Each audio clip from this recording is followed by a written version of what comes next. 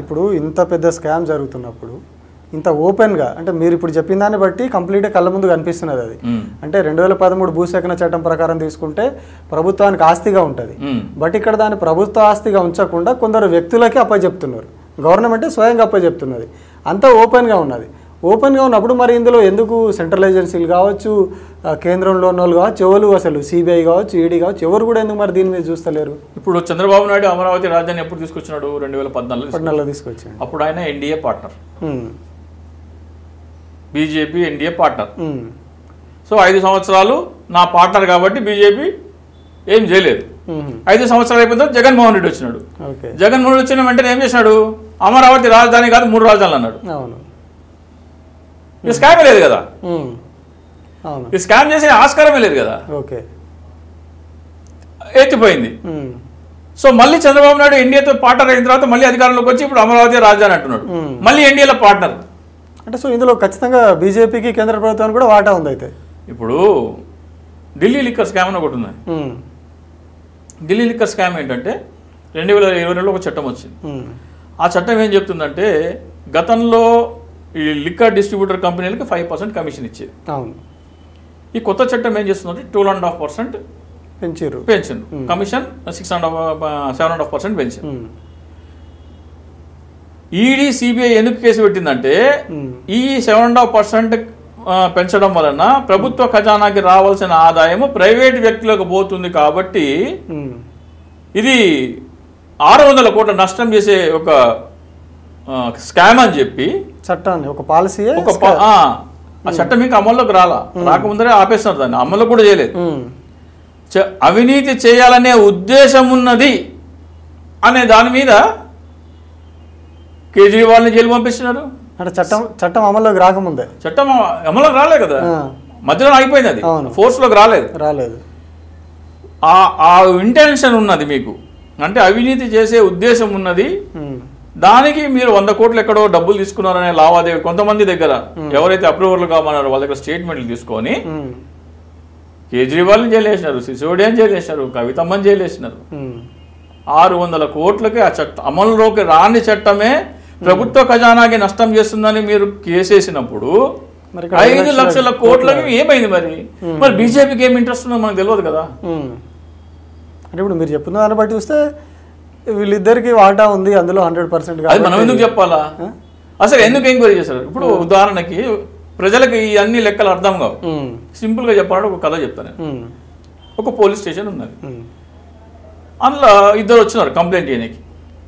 First ఆయన ఏమంటాడంటే నేను జేబులో పర్సు పెట్టుకున్నా, పర్సులో 600 రూపాయలు ఉండే, ఎవడో కొట్టేసిండు, నాకు ఈ మీద అనుమానం ఉందని ఒక కంప్లైంట్ వచ్చింది. ఇంకో కంప్లైంట్ ఏమైందంటే మేము ఒక దావత్కు పోయినాము, దావత్కు పోయినాక మా ఇంటి గోడకి గడ్డపారతో పొక్కబెట్టి ఇంట్లోకి పోయి అల్మారా తాళం బలగొట్టి అందులో 5 లక్షల రూపాయలు ఉంటే 5 లక్షల రూపాయలు తీసుకుపోయిండు. గడ్డపార మీద ఏలిముద్రలు ఉన్నాయి, గోడ మీద ఏలిముద్రలు ఉన్నాయి, అల్మారా మీద ఏలిముద్రలు ఉన్నాయి. ఆ ఏలిముద్రలు ఎవరియో కూడా పోలీసులకు తెలుసు. పోలీసులు ఏం చేసిండ్రు? ఈ 600 పోయి ఉండే జేబులో పర్సులో కొటేషన్ పర్సు ఉందా లేదా తెలియదు, పర్సులో పైసలు ఉన్నాయా లేవో తెలియదు, కానీ వాడు నాకు మీద డౌట్ ఉందని చెప్తే ఆయన పోయి బొక్కలు వేస్తారు. ఈ 5 లక్షల కోట్ల దొంగ ఎవరైతే వస్తున్నాడో వాడు వస్తే వాడిని సెల్యూట్ చేస్తున్నారు పోలీసులు. ఇప్పుడు అక్కడ ఆధారాలు ఏం చూస్తారు మరి దానికి? ఇప్పుడు 5 లక్షల కోట్ల స్కామ్ అంటున్నాం మనం. చంద్రబాబు నాయుడు చెప్తున్న స్టేట్మెంట్నే మనం అది తీసుకుంటామా లేకపోతే? విషయం ఏంటంటే మీకు 2013 భూసేకరణ చట్టం కానీ లేకపోతే దానికి మార్కెట్ విలువకి డబ్బులు ఇస్తామన్న చట్టం కానీ తీసుకొచ్చినట్టయితే ప్రభుత్వ ఖజానాకి లాభం వచ్చేది అనేది వాస్తవమా కదా? అందులో డౌట్ లేదు కదా. ఇప్పుడు ప్రభుత్వ ఖజానాకి రావాల్సిన లాభము ప్రైవేట్ వ్యక్తులకు వెళ్తుందా, అవునా కదా? సో మీరు ప్రభుత్వ భవనాలు కట్టడం వల్ల మీ భూమి విలువ పెరిగితే ఆ లాభం మీద మీకు హక్కు ఉంటుందా, ప్రజలకు హక్కు ఉంటుందా? ప్రజలకే హక్కు ఉంటుంది. ప్రజల బిల్డింగ్ కడుతున్నారు కాబట్టి వాల్యూ పెరిగింది.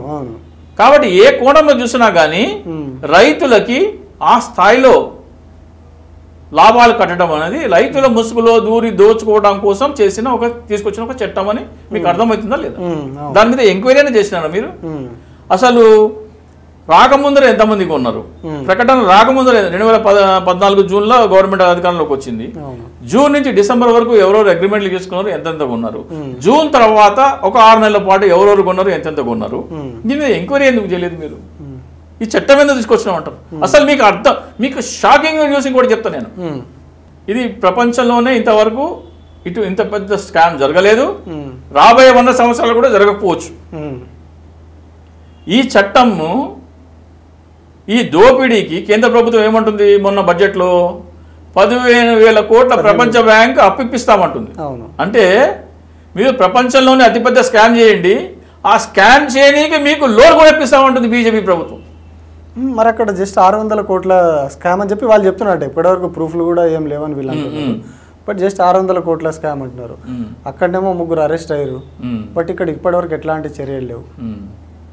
మరి మాట్లాడాలి కదా ప్రభుత్వ పెద్దలు, అరవింద్ కేజ్రీవాల్ గారు కానీ, సిసోడియా గారు కానీ, లేకపోతే ఇక్కడ బీఆర్ఎస్ నాయకులు కానీ మాట్లాడాలి కదా. ఇప్పుడు ప్రభుత్వం అంటే ప్రభుత్వం ఇష్టారాజ్యంగా వ్యవహరించవచ్చు, కానీ సుప్రీంకోర్టులో అట్లా నడవదు కదా. ఒక చట్టము ప్రకారము మేము నేరస్తులు అయినప్పుడు మాకంటే 1000 రెట్లు పెద్ద స్కామ్ ఇంకోటి జరిగింది, దాని మీద సిబిఐ ఎంక్వైరీ ఎందుకు లేదు, ఈడీ ఎంక్వైరీ ఎందుకు లేదు అని సుప్రీంకోర్టు ముందర పోయి అడగాల కదా. చట్టం అందరికీ సమానమైనప్పుడు మీ లార్డ్, ఈ 600 కోట్ల స్కామ్కి మమ్మల్ని జైల్లో పెట్టినారు, 7 ఏడాది నుంచి 6 నెలల నుంచి జైల్లో పెట్టినారు. 5 లక్షల కోట్ల స్కామ్ అంటున్నారు, దాని మీద ఎంక్వైరీ కూడా లేదు.